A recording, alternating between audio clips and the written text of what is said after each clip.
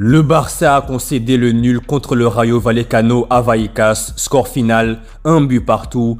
Et encore une fois, comme d'habitude à Vallecas, le Barça a eu énormément de difficultés et pire encore, le Barça a montré des signaux inquiétants pour la suite de la saison. Le Barça semble moins fluide que l'an dernier, le fameux piège du hors-jeu qui avait été une arme redoutable la saison dernière ne fonctionne plus aussi bien et surtout, dans les enchaînements offensifs, il y a un vrai manque de vitesse et de coordination. On sent que l'équipe n'est pas encore rodée. Mais après, oui, c'est vrai. On est encore en début de saison. Il n'y a eu que 3 matchs de jouer. Mais on voit clairement que le Barça n'a pas encore retrouvé son rythme de l'année dernière. Par contre, le Barça peut vraiment dire merci à Juan Garcia. Juan Garcia a été élu homme du match. Il a sauvé le Barça à plusieurs reprises. Et sans lui, honnêtement, le Barça serait très probablement reparti de Vallecas avec 0 points. Ce qu'on a vu hier, c'est un gardien de but qui a non seulement des réflexes incroyables, mais surtout une vraie présence. Ses sorties aériennes ont rassuré la défense et ses arrêts sur sa ligne étaient vraiment exceptionnels. Le Barça possède pour moi le futur meilleur gardien du monde. Et même s'il n'a pas été appelé par Luis de la Fuente pour les 2 prochains matchs de la Roja, ce n'est qu'une question de temps avant que ce soit fait et qu'il devienne même le numéro 1. Bref, revenons-en au match. On ne peut pas parler de ce match sans rappeler un constat. Le Barça a historiquement énormément de mal à Vallecas. C'est un stade où tout semble sont compliqué pour le Barça. La pelouse, l'ambiance, le style de jeu du Rayo, tout se combine pour créer un véritable piège pour le Barça. Et comme par hasard, ici par la zone, le fameux chauve se transforme littéralement en Maradona Prime ou Zidane Prime dès qu'il joue contre le Barça. Chaque dribble, chaque accélération, on dirait qu'il joue le match de sa vie à chaque confrontation contre le Barça. Et encore une fois, il a posé énormément de problèmes au milieu et à la défense du Barça. Mais de toute façon, les Barcelonais sont habitués. Ici, Palazzone, c'est comme les frères Williams et Iago Aspas. Face au Barça, il est toujours injouable, mais vraiment. Et le Rayo sort toujours des prestations extraordinaires face au Barça.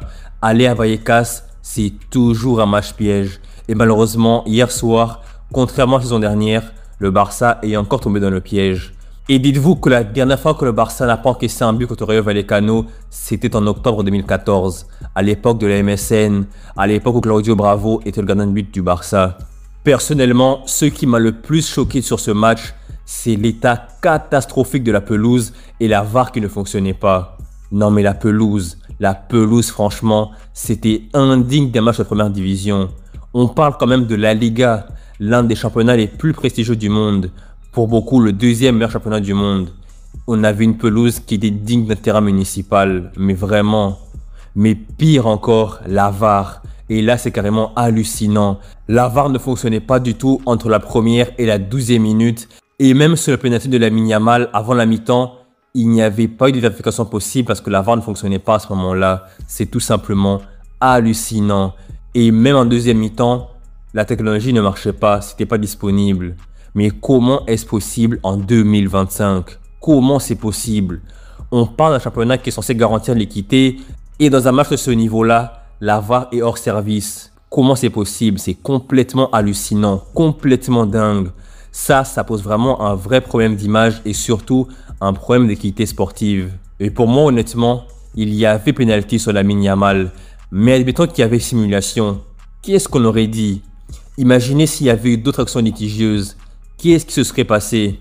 Ça aurait été un scandale mondial. Heureusement qu'il n'y a pas eu d'injustice dans ce match et honnêtement, le match nul est complètement logique. Je ne sais pas ce que vous en pensez, mais honnêtement, personnellement, je trouve qu'il y a certaines choses qui risquent de poser problème au Barça à l'avenir. Hier, on a vu Rafinha et Dani Olmo très agacés à leur sortie. Alors oui, ça peut paraître anecdotique, mais ça pour moi, ça en dit long. Les joueurs offensifs ont besoin de confiance, de se sentir importants. Et quand ils commencent à râler, à montrer publiquement leur frustration, ça peut rapidement miner le vestiaire. Et Hansi Flick, lui aussi, il montre déjà des signes de nervosité. Beaucoup de gestes d'agacement sur le banc, beaucoup de tension. Ça rappelle malheureusement ce qu'on avait vu avec Xavi quand la pression commençait à se faire sentir. Et au Barça, on sait très bien une chose. Quand l'entraîneur commence à perdre ses nerfs, ça se reflète très vite sur l'équipe. Donc, entre les problèmes d'ego, les problèmes de fluidité dans le jeu et les problèmes défensifs, Hansi Flick a beaucoup de travail à faire pour que le Barça retrouve sa forme de l'an dernier. Individuellement, à part Pedri, Lamine Yamal, De Jong et Baldé, tous les titulaires de l'an dernier sont moins bons. Inigo Martinez est parti, Cubarsí n'est plus en forme, Araujo qui le remplace en défense n'est pas rassurant et ne sont pas adaptés au système défensif mis en place par Hansi Flick. Eric Garcia et Christensen sont meilleurs qu'Araujo pour le moment, mais ne sont pas des assurances tout risque. Lewandowski revient de blessure et ne joue que des bouts de match. Olmo est moins bon, Fermin pense à Chelsea, Koundé est moins bon et Rafinha aussi. Mais après oui c'est vrai, ce n'est que le début de saison, il n'y a eu que 3 matchs de jouer, les 3 à l'extérieur. Et là maintenant, on doit attendre les matchs d'après-trêve international pour voir si le Barça va changer la dynamique et retrouver un niveau similaire, voire même meilleur que celui de l'an dernier. Personnellement, j'aurais aimé que le Barça se renforce en défense centrale et recrute un top latéral droit. Mais ça, c'est plus possible, c'est trop tard. Il va falloir faire avec cette défense qui n'est vraiment, mais alors vraiment pas rassurante à mes yeux. Et pour aller plus loin, en général, les deuxièmes saisons d'Hansi Flick ne sont pas très bonnes. Et là, avec le Barça, c'est justement sa deuxième saison. Qu'est-ce qui va se passer? On ne sait pas. Seul l'avenir nous dira ce qui va se passer. Mais en général, historiquement, les deuxièmes saisons d'Hansi Flick ne sont généralement pas meilleures que la première. Mais bon, on verra bien ce qui va se passer. Là, ce qui est clair, c'est que défensivement, le Barça est friable. La fluidité du jeu n'est pas comme celle de l'an dernier.